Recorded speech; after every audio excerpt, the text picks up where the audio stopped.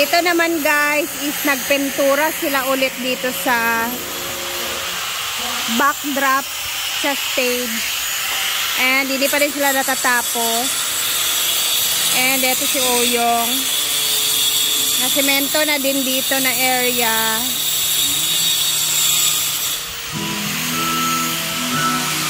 Ayan. Wow! May ilaw na.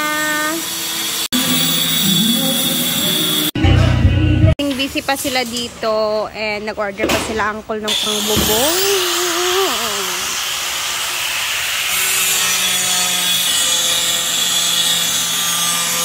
Dito naman tayo sa loob guys. Nasemento na din dito. Ayan. Andito si Yoyo. Naglalagay sila dito naman banda. Ayan. Maliwalas naman siya guys. So siguro kung marami itong mga ilaw paggabi, maliwanag siya. Yung itsura oh. So basa pa yung doon na parte. Hindi pa tayo pwedeng pumunta dyan. And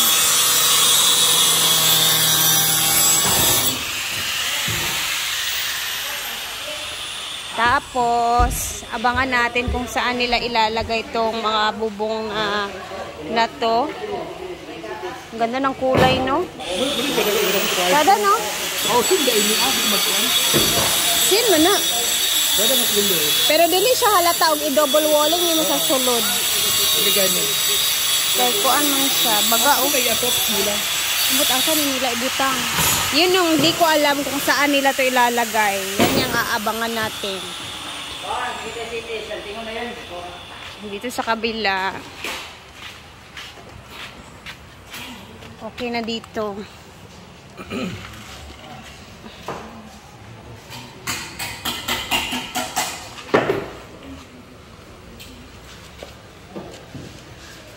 Asa man ibutang parts? Parts. Sapot naman gud ko.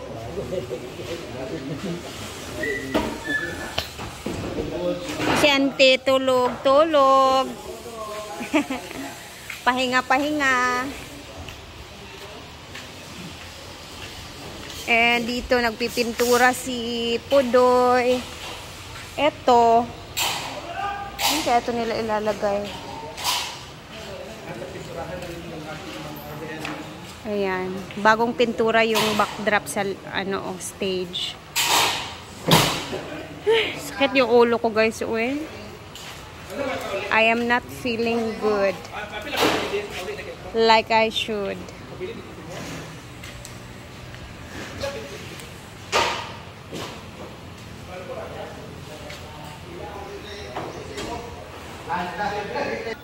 And kaninang umaga is meron naman mga bisita pumupunta kahit may lindol kanina.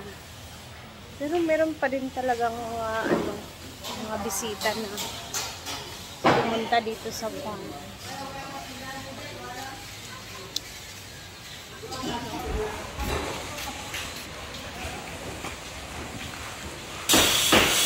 Ayan, may ilan-ilan tayong mga bisita. Come and go lang din sila. Kanina, merong umuwi kasi nag-overnight sila kagabi na timingan na malakas yung tubig sa ilog kagabi. So, buti na lang at hindi sila naabutan ng baha. Natakbo si Uyong kasi nasi-CR na daw siya. So, kanina, ito yung eksena kanina na na-videohan nila dito sa farm nung may lindol. So, panoorin natin yung clip na to. OMG guys, ang lakas ng lindol. Hala. Hala. Hala, nakakahilo. Hala. Hala. Yung tubig sa ano ba sa pool? Hala, uy. Hala, ang lakas ng lindol. Hala. Ano ba? Presenter ang... eto na nga, magchika muna tayo kasi minsan may mga vlogger din talaga no, yung sumasakay sa panahon ba. Minsan nag-a-upload na lang basta-basta ng mga videos na hindi naman talaga nangyari ngayong araw, ganon. Kumbaga sumasakay sila sa panahon, nakakainis kasi tayo mga tao, syempre nagkakalkal tayo sa ating mga cellphone kasi nga 'di ba nanghahagilap tayo ng mga balita, lalo na sa nangyari din sa Davao na ang dami din mga ano din doon, mga establishment din na syempre parang nasira din ba. Pero may mga vlogger din talaga na sumasakay sa panahon para lang malaki yung views nila, tapos nilalagyan pa talaga nila ng latest update sa Davao. So, syempre, yung ibang tao, na, lalo na yung nasa abroad, na aligaga, may mga pamilya dito sa Pinas, lalo na sa Davao, kung saan yung may malakas talaga na lindol. Syempre, aligaga sila sa mga news na nakikita nila. So, nakakainis lang minsan kasi may mga nagbablog talaga na sumasakay sa panahon. Nakakainis. So, yung bit-bit ko kanina na ingredients ko para sana na magluto tayo ngayon. Hindi ko na muna siya niluto, guys, kasi syempre yung utak natin tumatakbo. At ang dami nating iniisip, lalo na pag ganito yung panahon na ang daming nangyayari na hindi maganda. And lalo na ngayong araw pa lang talaga siya nangyari. So, yung mga aftershocks talaga na darating pa. Hindi natin alam. So, syempre, kailangan mag-ready tayo, no? Diyos ko, Lord. Life. Kaya ganun talaga yung buhay. Basta, mag-ingat tayo lagi. And then, maging alerto lagi sa mga oras, minuto. Maging alert lang at maging ready kasi hindi natin alam. Ang daming nagsisilabasan ng mga news ngayon na minsan hindi na natin alam kung sino at totoo ba yung mga naglalabas ng mga news. Pero yung alam ko talaga is yung mga legit na source. Dapat may mga source kayo, mga legit dyan na kung saan doon talaga kayo naniniwala. Kasi yung iba sumasakay sa panahon So, kanina pa ako dito aligaga, guys, kasi nagkakalkal ako ng cellphone, nakikibalita nga ako, kasi kanina wala kaming mga dito, data, wala kaming signal.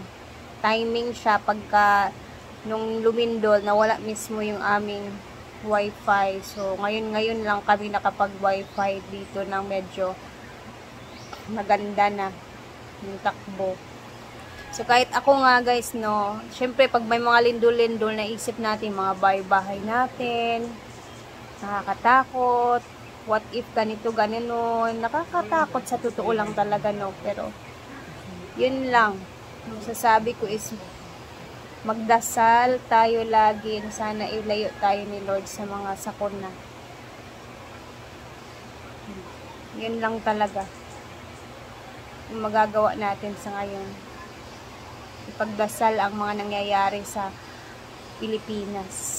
Kahit ano man ang mangyari sa atin dito, syempre maging positive lang tayo lagi sa ating mga ginagawa and have faith in God. Yun lang naman talaga ang kailangan natin.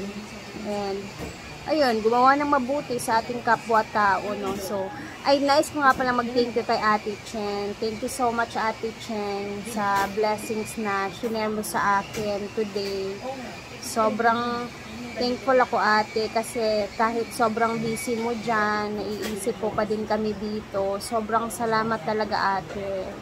Para ako naiiyak sa totoo lang, guys. Pero, thank you so much, ate. Guys, I have to go now.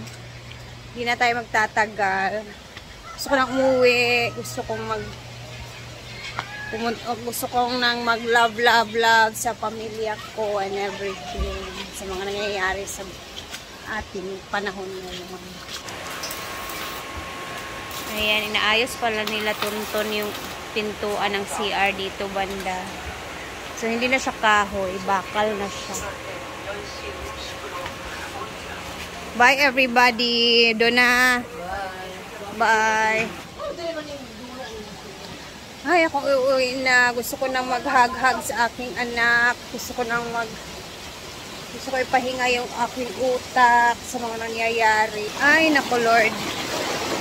So, bye muna guys. At ako uuwi na muna. Siyempre, as always, mag-ingat tayo lagi.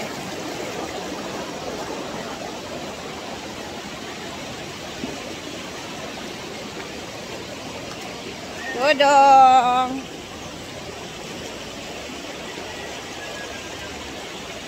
Uwi na ako. Sila Mark kasi, hindi ko alam kung nakauwi na ba yun. Wala naman kasing signal doon. So, mauuwi na lang ako. Mauuna akong uuwi. Sasakay na lang ako dito ng ibang motor. Gusto ko magpahinga guys. Gusto ko basta Ay, Lord. Bye muna and ingat tayong lahat.